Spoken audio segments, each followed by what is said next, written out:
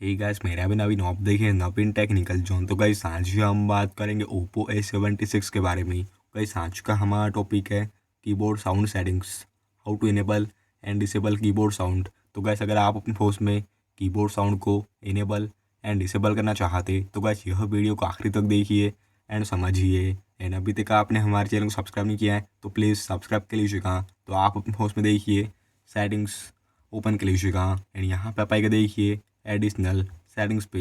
And यहाँ पे आपको देखिए और तो अपन दिया आता है कीबोर्ड एंड इनपुट मेट्रोस वाला, तो आप क्लिक कीजिएगा एंड यहाँ पे आपको देखिए जीबोर्ड पे क्लिक कीजिएगा एंड यहाँ पे आपको देखिए फ्रीक्वेंसीज पे क्लिक कीजिएगा एंड यहाँ पे आपको नीचे में देखिए साउंड ऑन की प्रेस ओपन दिया आता है, तो आप इसे ऑन कर लीजिएगा। तो गाइस जैसा आप इसे ऑन करेंगे तो आपके फ़ोन में कीबोर्ड साउंड इनेबल हो जाएगा। एंड अगर आप अपने फ़ोन में कीबोर्ड साउंड को डिसेबल करना चाहते तो स्टेप पे देखिए आप अपने फ़ोन में कीबोर्ड साउंड को डिसेबल भी कर सकते। तो गाइस ये था आज का हमारा टॉपिक।